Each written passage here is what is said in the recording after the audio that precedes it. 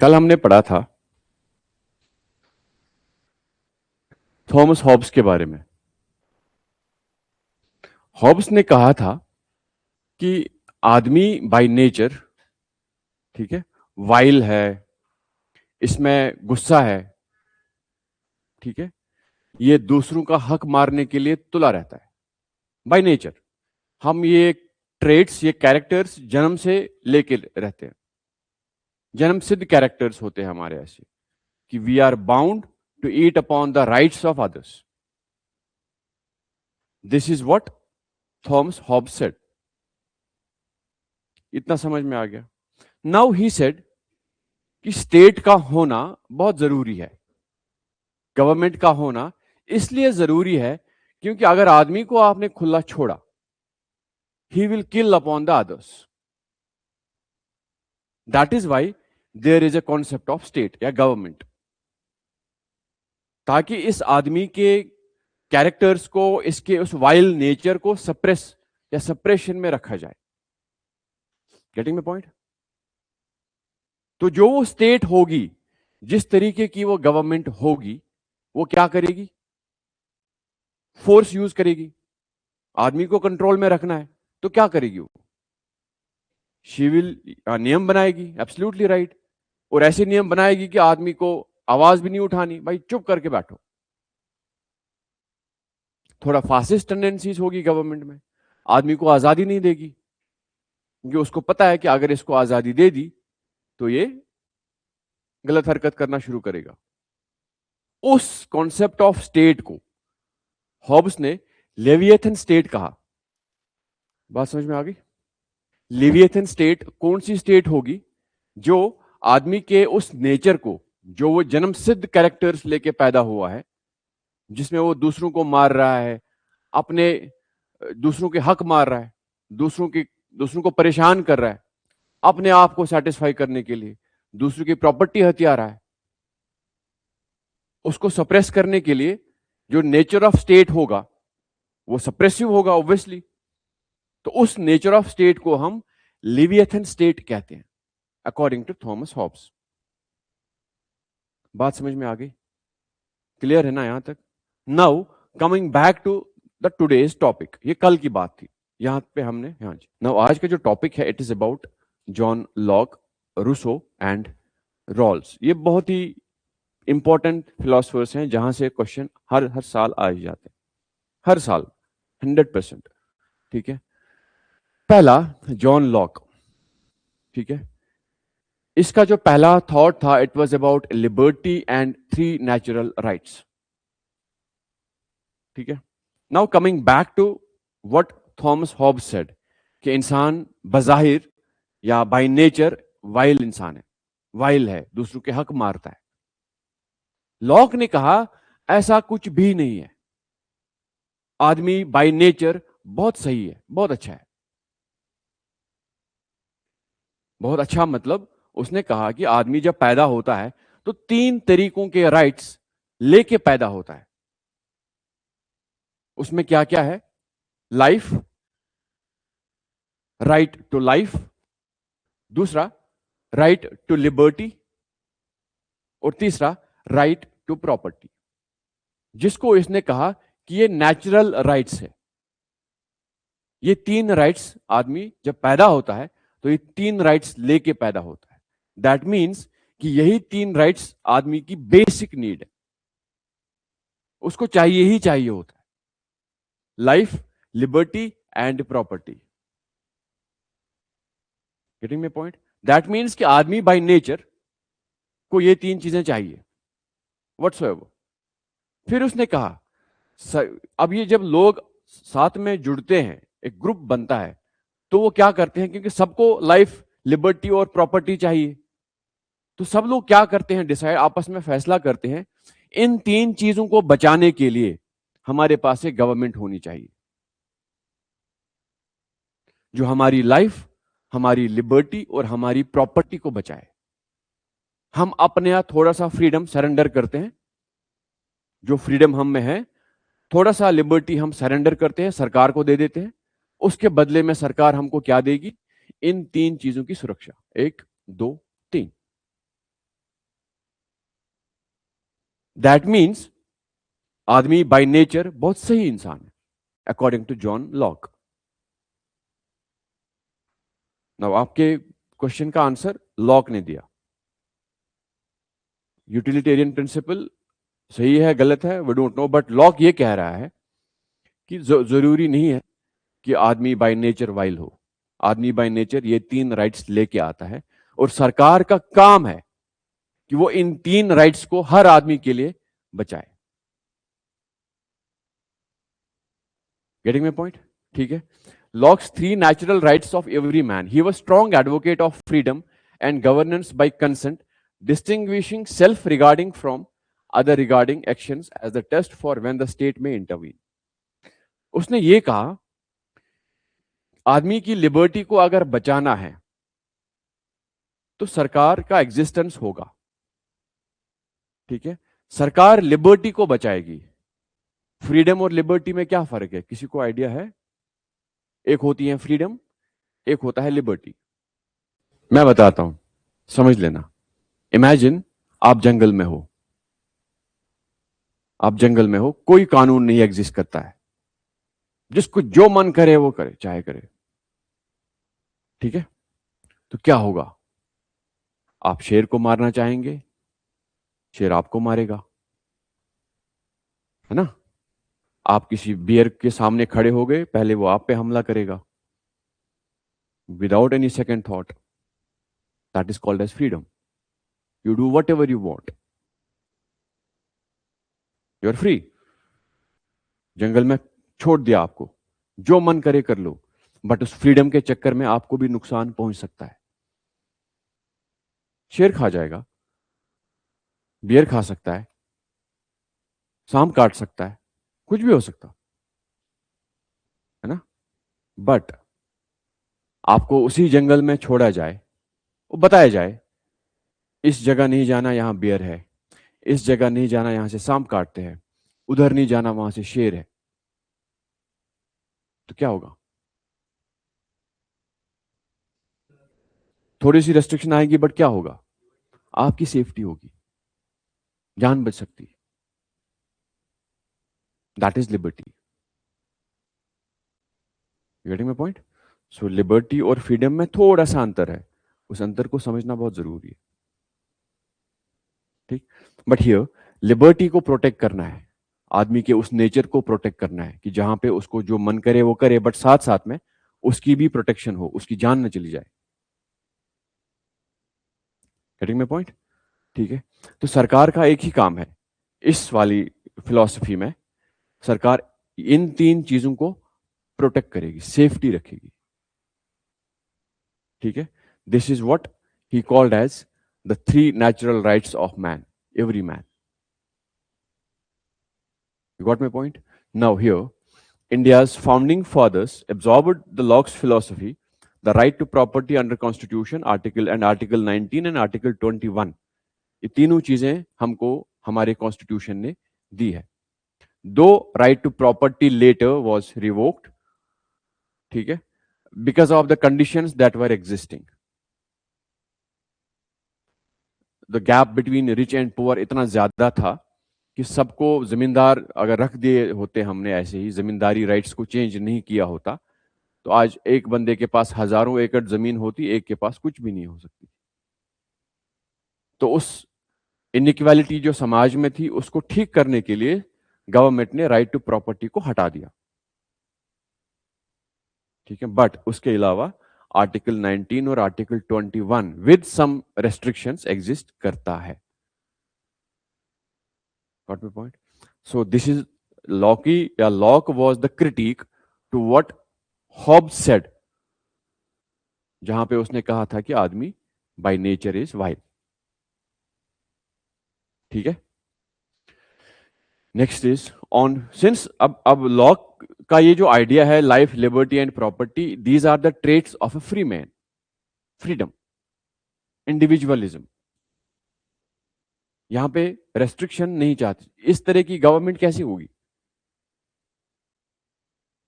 जो government in 3 चीजों को प्रोटेक्ट करेगी वो गवर्नमेंट कैसी होगी? डेमोक्रेटिक।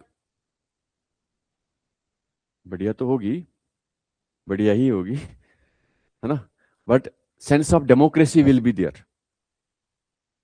लोगों को जो लगेगा, जो हमारे राइट्स प्रोटेक्ट करेगा वही हमको रूल करेगा, तो पीपल विल डिसाइड। तो डेमोक्रेसी का ओरिजिन या फिलोसफिकल ओरिजिन यहां से। समझ आ गई बात? ठीक है, next, on patriarchy and women. Lock ने कहा था कि वुमेन को उनके बराबर के राइट्स मिलने चाहिए, क्योंकि लॉक कहता था कि every individual has some natural rights, जिसमें मैन भी आता है, वुमेन भी आती है। जैसे आदमी को लाइफ, लिबर्टी एंड प्रॉपर्टी का हक है, वैसे ही औरत को या वुमेन को भी वही तीन बेसिक नेचुरल राइट्स का हक है। तो कहीं ना कहीं उन्होंने इक्वालिटी की बात की थी, right. Locke champions women's rights and demands equal opportunities for women. Then example के हिसाब से, labour reforms in India that aim to eliminate gender based discrimination, ensuring equal pay and opportunities for women in the workforce। हमारे constitution में बाद में equal pay for equal work जैसे कानून लागू हो गए, जहां पे मैन एंड वुमेन को discrimination on the basis of the pay they are getting, इस बेसिस पे तो नहीं होगी। ठीक है।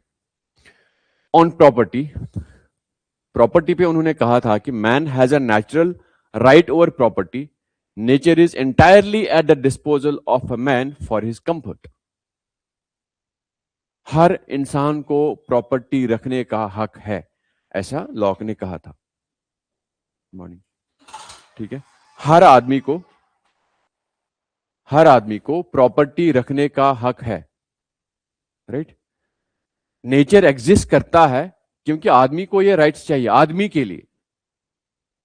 जो भी सुविधा हमको नेचर में मिलती है, this is just for ourselves, हमारे यूज के लिए है। उसने ये नहीं कहा था कि nature of state is a nature of war, ऐसा हॉब्स ने कहा था।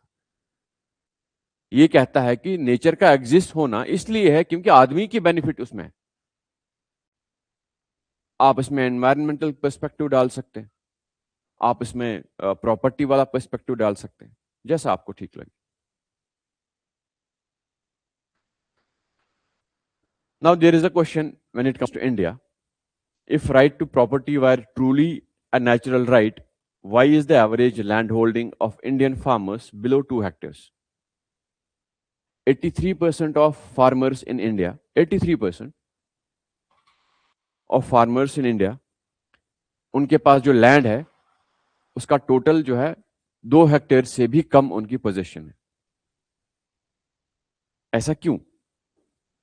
ऐसा क्या हो गया इंडिया में कि लैंड होल्डिंग इतनी फ्रेगमेंट हो गई, छोटी हो गई? क्या हुआ ऐसा? एनीबडी? इंडिया में लैंड होल्डिंग साइज क्यों कम होती जा रही है हर साल?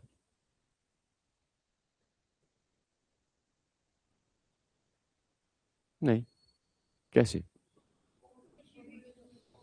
पॉपुलेशन, 4 भाई, 4 में प्रॉपर्टी डिवाइड हो गई, 4 के और 2-2 बच्चे, है ना, तो 10 एकड़ की प्रॉपर्टी 1 एकड़ पे आ गई। इसके अलावा अभी मैंने पहले बोला, जब हमारा देश आजाद हुआ था उस टाइम पे जमींदारी सिस्टम चल रहा था, लोगों के पास प्रॉपर्टीज नहीं थी, जमींदार के पास रहती थी हजारों एकड़ की जमीनें, जागीर उनके पास रहती थी, है ना, सब कुछ था उनके पास। फिर सरकार ने कानून लागू किया कि भाई जिसके पास 12 एकड़ से ज्यादा जमीनें हैं वो जमीन जो है दूसरों को दे दे, जो उसके खेत में काम करते हैं लोग, लैंड टू टिलर जिसको कहा गया। जिनके पास जमीनें नहीं थी उनमें बांट दी गई, तो वो रीजन भी था, उससे लैंड होल्डिंग कम हो गई। देश में थोड़ी जो असमानता थी, इनइक्वालिटी थी, वो थोड़ी बढ़नी शुरू हो गई, कम हो गई। साथ साथ में फिर पॉपुलेशन बढ़ती गई, जमीनें फ्रेगमेंट फ्रेगमेंट फ्रेगमेंट होती गई। इसके नुकसान भी है, इसके फायदे भी है। अब वो इकोनॉमी वाला, एग्रीकल्चर वाला पार्ट है, वो आप वहां पे पढ़ोगे। ठीक है। और ये क्वेश्चन बहुत बारी, मैं जितने भी क्वेश्चंस हम बनाते हैं या जितने भी क्वेश्चन बाहर के कोचिंग्स के टेस्ट सीरीज में, ये क्वेश्चन इस साल के मेंस के लिए बहुत इंपॉर्टेंट है। ठीक है, बात समझ में आ रही, क्लियर हो रहा? ठीक है। Next is tolerance. लॉक ने कहा था कि हर एक माइनॉरिटी ग्रुप को एग्जिस्ट करने का हक है किसी भी समाज में।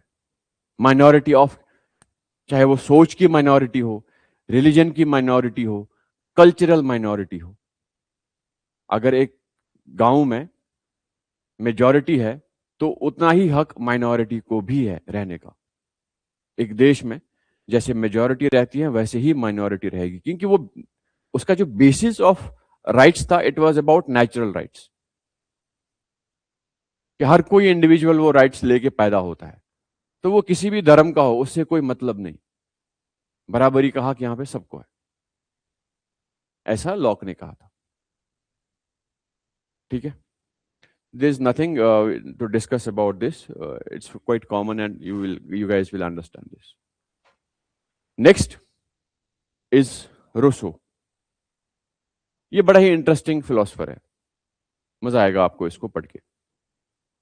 ठीक है, बहुत ही इंटरेस्टिंग फिलोसफर रूसो है। रूसो ने कहा, now let me guys give you a food for thought. Let's discuss something to make you guys understand. ठीक है, मैं अगर आपको यही कहूं कल टेस्ट होगा, सरप्राइज टेस्ट होगा, पूरा 20 क्वेश्चन का मैं एग्जाम लूंगा, कौन कौन लोग हाथ खड़े करता है कि हाँ ठीक है? चलो मैं केक बांटूंगा सुबह। तो टेस्ट तो लिखना ही नहीं ना, तू तो लिख, तू ना हाथ भी तो खड़ा नहीं किया। हाँ ठीक, तो टेस्ट के बाद ही आ जा। ठीक है, केक खाने, भंडारा है कल। ठीक है, डन। कल मैं ऐसा सरप्राइज भंडारा देने वाला हूं। ठीक है, क्या खाओगे तुम लोग? तुम क्या खाओगे? क्या ऐसा लगता है आपको कि होना चाहिए? खाने में नहीं चलता दिमाग? ठीक है, चलो आपको रहने देते हैं, आप बताओ। नहीं नहीं, you have to take a choice. बोल, just be interactive, this is a question. मैं कुछ ऐसा आपको कुछ ऐसा नहीं बोल रहा हूं, खाने की चॉइस मांग रहा हूं। बरीटोस, वो क्या होता है?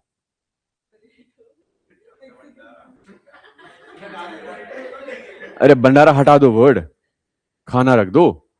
अब इस पे डिबेट होगा यार, ये भंडारे में बरीटोस कैसे होंगे? बरीटोस। आप?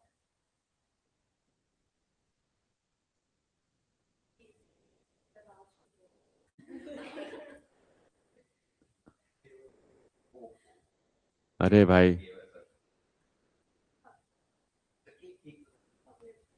भंडारे में चॉकलेट, ठीक है, आप बताओ। शादी का शादी का वो नहीं है, वो जहाँ पे खाना मिलेगा, इट्स जस्ट भंडारा है। दाल चावल बोल दो, ऐसा आपके लिए दाल चावल। आप बता दो भाई साहब। पूरी खाते हो? बड़ी, चल ठीक है, मुझे लगा पूरी बोल रहे हो आप।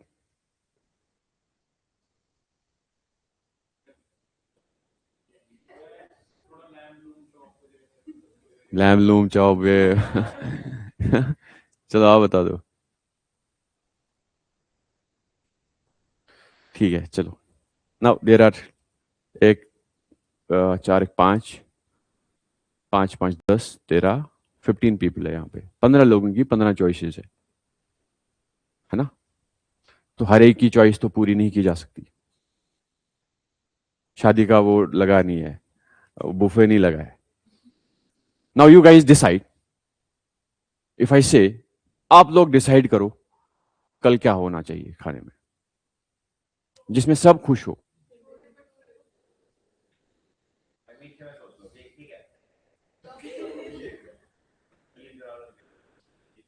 ठीक है, व्हाट एल्स? जिसमें सब खुश हो। मुझे कोई ऐसा एक डिश बता दो जो सब खाएंगे और सब खुश है।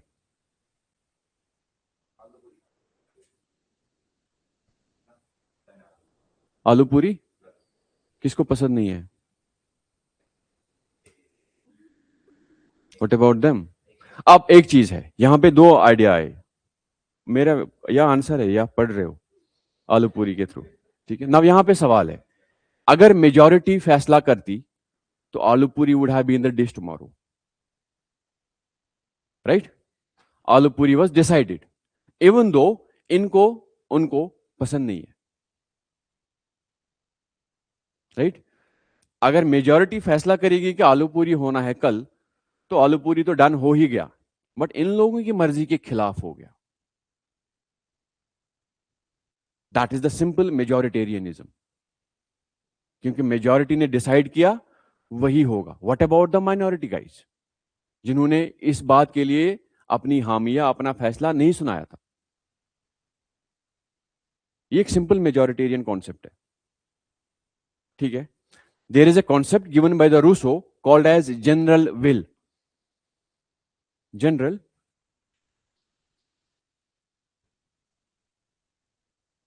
called as general will, right? General will majoritarian फैसले से एक स्टेप आगे है, जहां पे आलू पूरी जो है वो सबके फायदे के लिए हो, जहां पे कोई आलू पूरी से नाराज नहीं है। You getting my point? जहां पे आप हर एक इंडिविजुअल की बेनिफिट के बारे में सोच रहे हैं, that is called as general will. बात समझ में आ गई आपको मैं क्या कहना चाह रहा हूं? मेजॉरिटी ने फैसला किया आलू पूरी, दो लोगों को छोड़ के। अब अगर आप ऐसा कोई डिश बताओ जिसमें सब खुश है, I am happy with it, that is called as general will. This is one step ahead of majoritarianism. This was the basic concept given by Rousseau in criticism to the utilitarian concept, which is just a majoritarian concept as per Rousseau. Utilitarianism is same as majority. Majority को first benefit हुआ, done, ethical action हो गया। But यहां पे नहीं, it is one step ahead of it, जहां पे हम हर एक इंडिविजुअल के बेनिफिट की बात कर रहे हैं। बनाओ फिर कंसेंसस। है कोई ऐसा डिश जिसपे सब एक एक एक एक एक करके खुश है, अपने मन को मारे बगैर? है कोई ऐसा डिश 15 लोगों में? नहीं होगा, आई कैन गारंटी यू। आप हां बोल सकते हैं, बट मन को मार के चलो यार खा ही लेते हैं, सब बोल रहे हैं चलो मैं भी बोल देता हूं। खा तो लेते हैं, मैं उस कॉन्टेक्स्ट में नहीं जाता हूं। खा तो सब लेते हैं, दाल कौन नहीं खाना चाहेगा? हर कोई खा लेता है ना? रोटी पराठा हर कोई खा लेता है। मैं वही कह रहा हूं, आपको नहीं है खाने का मन, आप खा लोगे, बट मन मार के खाओगे क्या? ठीक है ऐसा बोल रहे हैं चलो खा ही लेते। That is not general will, that is majoritarian will over you. General will में सब खुश है, एवरीबडी इज हैप्पी कि यार ये मेरे लिए ही था। हर एक को लग रहा है कि ये शायद मेरे लिए ही था। है कोई ऐसा डिश? अगर आपको प्यास नहीं लगी है और एक प्यासा आदमी बैठा है, दोनों के बीच में पानी की कीमत कितनी है? मुझे अगर प्यास नहीं लगी है तो मेरे लिए पानी इज ओके ना, फाइन, इट्स देयर। बट जिसको प्यास लगी है उसके लिए तो ये सब कुछ है उस टाइम पे। उसको आधा गिलास दे दो, उसको पूरा गिलास पीने का मन हो रहा है, तो वो तुमको पैसे देगा, भाई मुझे पूरा गिलास पीने दो। ठीक है? तो वो मन है, अंदर से आवाज है। मतलब मेरा पॉइंट ये है कि जनरल विल का जो आइडिया है given by the Rousseau, it was about majoritarianism से ऊपर उठ के एक स्टेप, जहां पे हर एक इंडिविजुअल संतुष्ट है, हैप्पी। ठीक है। उसने ये कहा कि हर समाज को जनरल विल की तरफ जाना चाहिए, जहां पे कोई भी काम, कोई भी कानून अगर बनता है, हर एक की खुशी या हर एक की खुशी या राजी उसमें, रजामंदी उसमें है। आई वोंट से खुशी, हर एक इंडिविजुअल को यही लगता है कि ये मेरे लिए ही है, मेरी सेफ्टी के लिए। That is what general will is. ठीक है। We will understand it once we go there. Now here, man is born free, but and everywhere he is in chains. One man thinks he is a master of others, but remains more of a slave than they are. उसने कहा कि आदमी as such is free, but he is being put under the pressure of family. आपको doctor बनना है, start हो गया। हर बच्चे को पूछते हैं, बेटा आपको क्या बनना है? डॉक्टर, कोई इंजीनियर, कोई टीचर को देख के टीचर, है ना? कोई किसी को ये बोला टीचर तो मैं भी टीचर बोलता हूं। आ गया दिमाग में। It's right from there. He was free. उसके मन में ऐसा कुछ था ही नहीं, उसने कभी सोचा भी नहीं था। तो स्टार्ट हो गया उसको चेन्स में बांधना।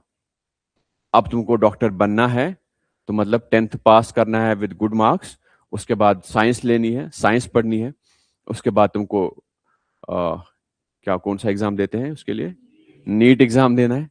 नीट जैसे ही पास हो गया फिर तुम डॉक्टर बनोगे, फिर तुमको मास्टर्स करनी है और तुम्हारी जिंदगी गई, योर लाइफ इज गॉन। है ना?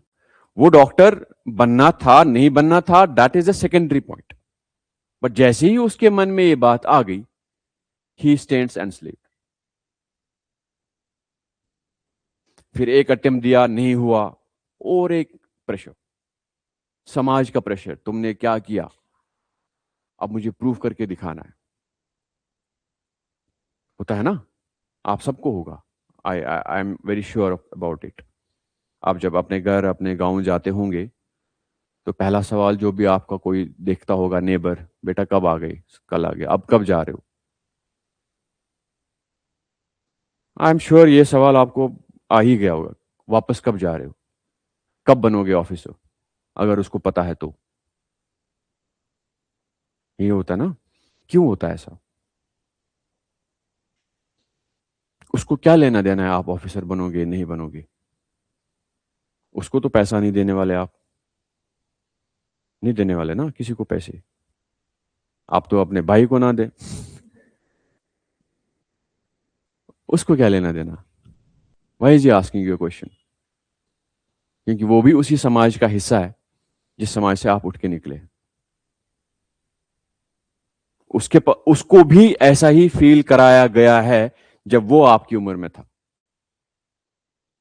एक परंपरा चलती है, इट गोज ऑन, और हर कोई जो नया इंडिविजुअल उस समाज में पैदा होता है, उसको भी इसी दौर से गुजरना है।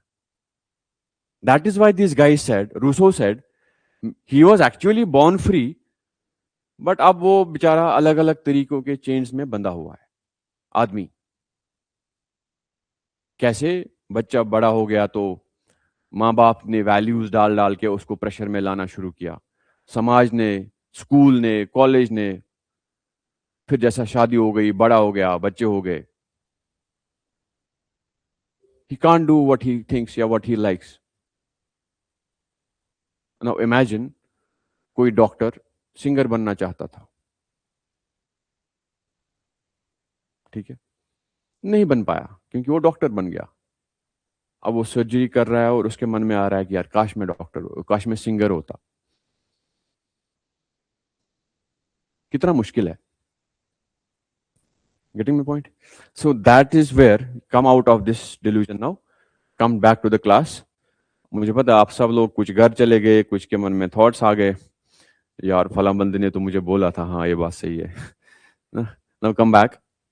The point is, according to Rousseau, man was born free, but everywhere he is in chains.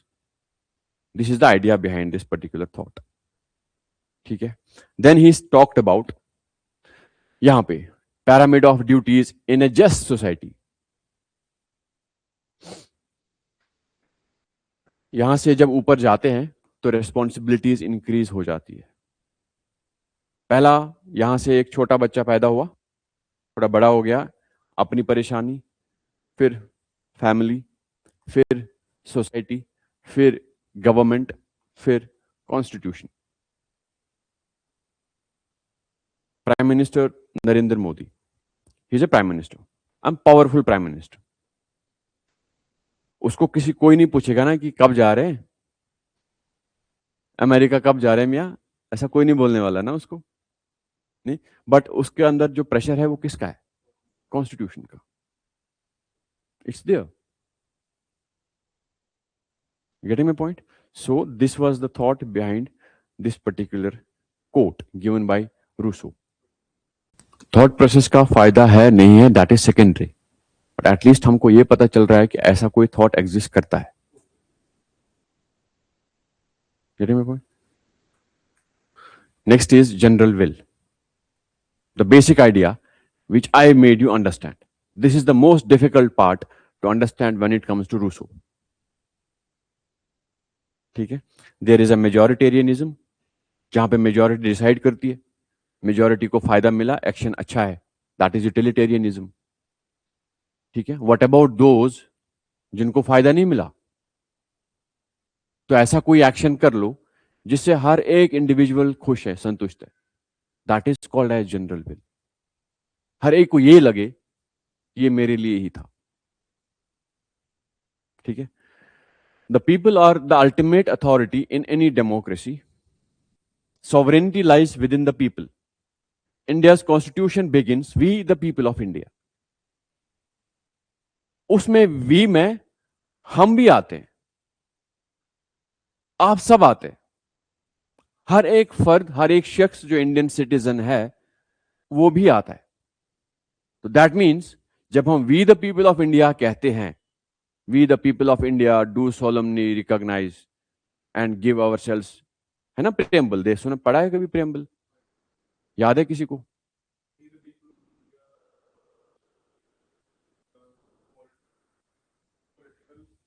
नहीं, वो नहीं, गलत बोल रहा हो।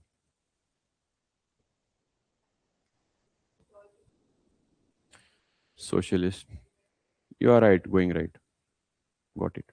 ठीक है? तो we the people of India is the core, the authority behind the constitution is from the people, so it's every individual, so that resonates with the idea of general will, जो रूसो ने कहा था। हम सब भारत के लोग, मतलब भारत के लोग, भारत में जो भी लोग रहते हैं, हम अपने आप को कॉन्स्टिट्यूशन दे रहे हैं। इसमें हर एक की संतुष्टि है कि हाँ, बात समझ में आ गई? Clear? Next is property and education. Property पे क्या कहा था उन्होंने? Rousseau rejected the idea of private wealth, supporting that wealth should only fulfil a basic need, showing his inclination towards socialism. He said कि प्रॉपर्टी बस उतनी ही होनी चाहिए जितना आपकी नीड्स को फुलफिल करे, अदरवाइज जितनी आप प्रॉपर्टी एक्यूमुलेट करना शुरू करेंगे तो वो जनरल विल का जो आइडिया है वो खत्म हो जाएगा। जनरल विल में देयर आर डिफरेंट पीपल, आपके पास 1000 एकड़ की जमीन है, आपके पास 1 एकड़ की जमीन है। अब एक कानून बन रहा है, वो उसको भी उतना ही फायदा दे रहा है, आपको भी उतना ही फायदा दे रहा है, बट उसको ज्यादा फायदा मिल रहा है क्योंकि उसके पास 1000 एकड़ की जमीन है, आपके पास 1 एकड़ की जमीन है। अगर मैं फॉर एग्जाम्पल 1000 रुपए पर एकड़ जो है सरकार की तरफ से कोई ये दे रहा हूं, कोई स्कीम है, अब इसके पास 1000 एकड़ की जमीन है तो 1000 रुपए मिला, कितना होगा? 10 लाख रुपए या 1 लाख, जितना भी अमाउंट बन रहा है, आपके पास तो 1000 रुपए आ गया। तो ये जस्टिस नहीं है, this is not a just society. General will का मतलब आपके लिए ही या आपके लिए ही था, फायदा इक्वली हो दोनों को। Getting my point? That is why he said कि प्राइवेट प्रॉपर्टी उतनी ही होनी चाहिए जितना आपकी नीड्स को, बेसिक नीड्स को फुलफिल करे। कहीं ना कहीं वो सोशलिस्टिक टेंडेंसीज का इंडिविजुअल था। Got the idea? बात समझ में आ गई? ठीक है। फिर education must be gain through nature rather than formal education through books, by experimentation, observation, ऐसी लर्निंग हो रादर देन किताब पढ़ के समझ लिए। शांति निकेतन वाली एग्जाम्पल जो रविंद्रनाथ टैगोर की, शांति निकेतन कैसा स्कूल है? एक ऐसा कॉलेज है जहां पे कोई दीवार नहीं है, there are no walls, open school है, ओपन कॉलेज। आप बैठ के डिस्कशन कर रहे हो, बात कर रहे हो, एंड यू लर्न। ठीक है, तो kind of that concept is there. Next is John Rawls.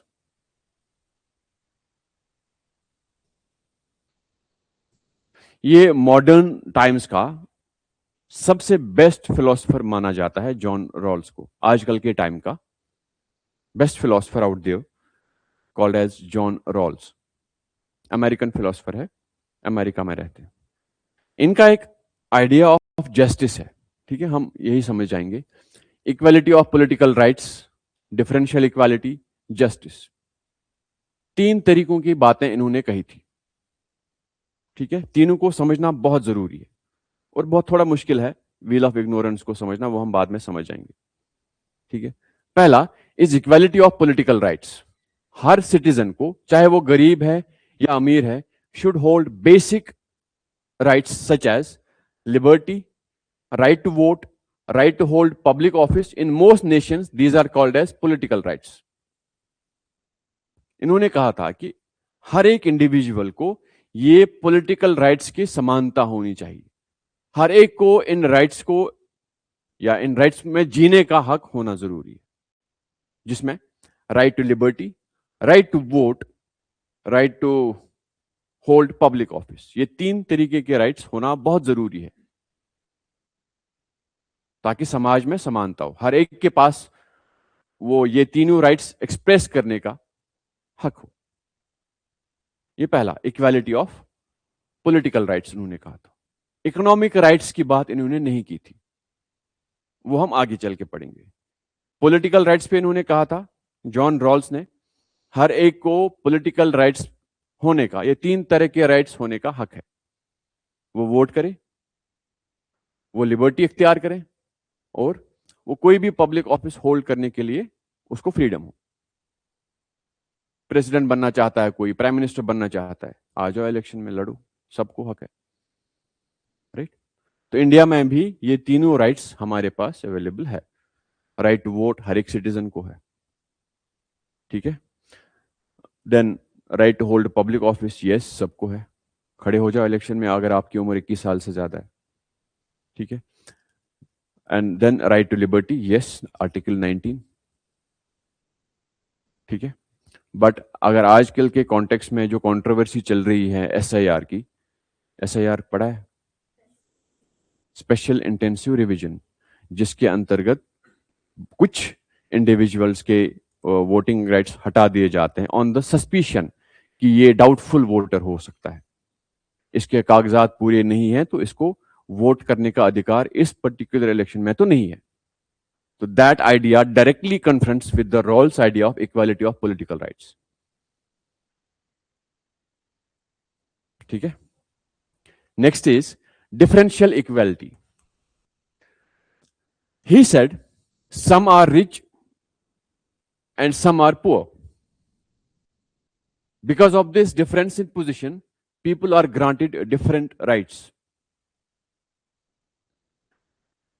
Advantage, people are granted greater existing, means standard political and civil rights apply as a baseline. Disadvantage, additional protections to correct the imbalance. That is the reservation, या इसको protective discrimination भी कहते हैं, कि हर देश में अलग अलग प्रकार के लोग रहते हैं। कुछ के पास ज्यादा प्रॉपर्टी है, कुछ के पास ज्यादा सिविल राइट्स है, कुछ के साथ डिस्क्रिमिनेशन नहीं होता है, तो वो ज्यादा राइट्स होल्ड करते हैं। हमारे समाज में ब्राह्मण, क्षत्रिय, वैश्य, शूद्र एंड आउटकास्ट, और सेंस ऑफ डिस्क्रिमिनेशन ऊपर से नीचे फ्लो होता है, टॉप पे इट्स, है ना, समझ आती है ना ये बात। Now there is a point कि जो लोग इस वर्ना सिस्टम के ठीक नीचे हैं, उनके पास तो बराबर के राइट्स नहीं है जो टॉप लोग हैं, जो टॉप पे बैठे हैं, है ना, जो टॉप पे बैठे हैं they control more rights, they have more rights with them. अब ये असमानता हो गई, इनइक्वालिटी हो गई, ठीक है। तो कोई भी चीज, उसने कहा था कि दोनों को इक्वालिटी पे लाने की कोशिश करना बहुत जरूरी है। जिसके साथ डिस्क्रिमिनेशन हुआ है उसको ऊपर उठाना, उसको ज्यादा राइट्स देना हमारा काम है, ताकि वो जो असमानता है उसको हम धीरे धीरे खत्म करने की कोशिश करें। अब ये कैसे होगा, उसके लिए उन्होंने एक बात कही थी, द व्हील ऑफ इग्नोरेंस। उन्होंने कहा था जस्टिस तभी होगा जब उस जो नीचे वाला वर्ग है, जब वो ऊपर उठेगा। उसके लिए उन्होंने एक बात कही थी। वो बात ऐसी थी कि इमेजिन आप इस कमरे में बैठे हो, 15 लोग, ठीक है, 15 लोग इस कमरे में बैठे हैं। आपको नहीं पता बाहर क्या है, आपको कुछ नहीं आइडिया बाहर क्या है। अब मैं आपको यह बोलता हूं कि बाहर एक लाइब्रेरी बनाना चाहता हूं, मैं बाहर एक लाइब्रेरी बनाना चाहता हूं मैं। उस लाइब्रेरी में सीट्स कैसे हों, उस लाइब्रेरी में सीट्स किस तरीके की रखूं मैं, कुछ अच्छी होंगी, कुछ खराब होंगी। किसी एक को मैं खड़ा करूं, उसको नहीं पता वो लाइब्रेरी किस तरह से बनेगी, उसको कुछ आइडिया नहीं है लाइब्रेरी का। अब उसको यह बताना है कि सीट्स कैसे होनी चाहिए, कुछ खराब होंगी, कुछ बहुत अच्छी होंगी। क्या पता उस वो भी जब वो उस लाइब्रेरी में जाएगा उसके हिस्से में खराब वाली आ गई। या दूसरी एग्जांपल, एक केक बांटना है हमको, खा लेना तुम। एक केक है जिसको हमको बांटना है। एक बंदे के आंखों पे पट्टी बांधते हैं, इस केक को काटो, ऐसा काटो, तुमने अगर इनइक्वालिटी में काटा, कोई बड़ा पीस कोई बहुत छोटा, तो तुम्हारे हिस्से में छोटा भी आ सकता है। बांटेगा कोई और, काटेगा कोई और, ठीक है। अब ये किस तरह से इसको बांटना चाहिए, वो केक कैसे कटेगा, इसको पता है मुझे इक्वली बांटना है, क्या पता इक्वली काटना है, क्या पता सबसे छोटा वाला पीस मेरे हिस्से में आ गया।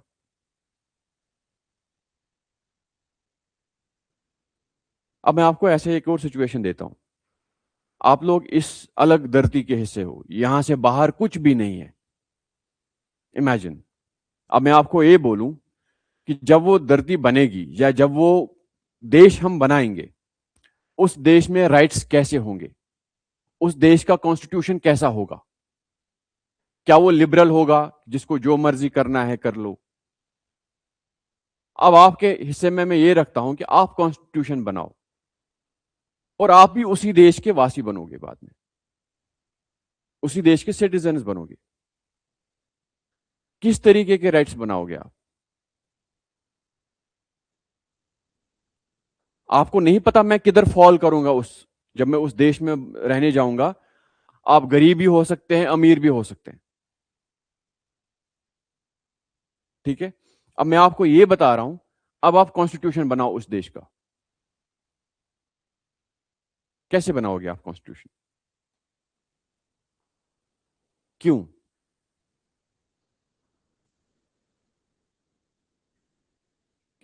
इन केस अगर मैं वहां गरीब हुआ तो मेरे लिए क्या होगा better?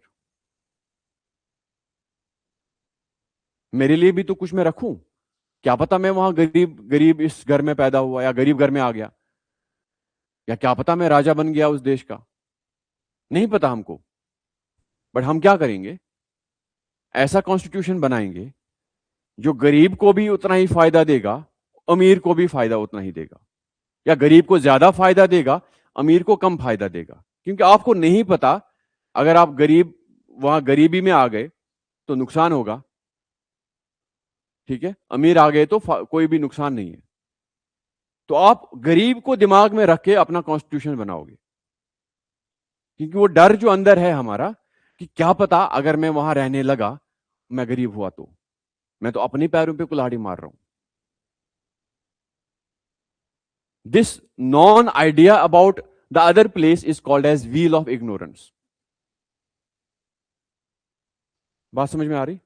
This non idea about the other place is called as veil of ignorance. However, क्या हो गया?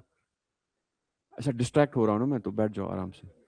However, what we will do is, हम वहां पे सब कुछ गरीब के लिए भी फायदा रखेंगे ताकि उसको भी अपॉर्चुनिटी मिले, क्योंकि अगर मैं वहां गरीब हुआ तो मेरे को भी अपॉर्चुनिटी मिलनी चाहिए। अमीर हुआ तो बेटर चीज है। ठीक है, उन्होंने कहा था, रॉल्स ने कहा कि व्हील ऑफ इग्नोरेंस के अंदर ही जस्टिस का कॉन्सेप्ट हमको दिखता है। समझ में आ गई? इसीलिए उन्होंने कहा कि हाइपोथेटिकल ओरिजिनल पोजीशन, क्योंकि आप जिस जगह पे अभी हो, आपको दूसरी जगह जाना है जिसके बारे में आपको कुछ आइडिया नहीं है, this is called as original position. He said हर देश में एक ओरिजिनल पोजीशन होना चाहिए जहां से हम सोच के, गरीब अपने आप को गरीब समझ के, मेरे लिए क्या राइट्स होना बहुत जरूरी है ताकि मैं उस देश में ऊपर उठ जाऊं। ठीक है, तो he called is at original position, जहां से आप सोच रहे हो, एंड दैट एक्चुअल पोजीशन जहां आप जाओगे। ठीक है, a hypothetical original position prior to society where people decide its founding principles without knowing their own place in it. ठीक है, this is called as veil of ignorance. तो यहां से हम डिसाइड करेंगे कि राइट्स कैसे होंगे, वो समाज कैसे बनेगा, वहां पे जस्टिस होगा, यस होगा, क्योंकि हम ऐसा कॉन्स्टिट्यूशन बनाएंगे अपने आप को ये देख के कि क्या पता मैं गरीब पैदा हुआ वहां पे, तो मेरे लिए मैं क्या राइट्स रख रहा हूं। राइट, ओरिजिनल पोजीशन से देन व्हील ऑफ इग्नोरेंस होता है। People don't know if they will be rich, poor, strong, weak, majority और माइनॉरिटी, वी डोंट नो। उसके बाद without prejudice principles are set for the worst case scenario too. यही original position में बैठ के आप अपने आप को वर्स्ट केस सिचुएशन में डालोगे। वर्स्ट केस क्या होगा? आप कमजोर होंगे, गरीब होंगे, उसके लिए आप राइट्स रखोगे। क्यों? आपको नहीं पता अगर मैं उस जगह पहुंचा तो मैं अपने आप को कैसे देख रहा हूं। You getting my point? That is called as fair principle, और यहीं से जस्टिस की शुरुआत होती है according to Rawls theory of justice. Yes, yes, हम इक्वालिटी को प्रायोरिटाइज कर रहे हैं। हम जो डिस्क्रिमिनेटेड लोग हैं उनको ऊपर उठाने की बात करते हैं, प्रोटेक्टिव डिस्क्रिमिनेशन की बात करते हैं, रिजर्वेशन देने की बात करते हैं। यस, हाँ जी।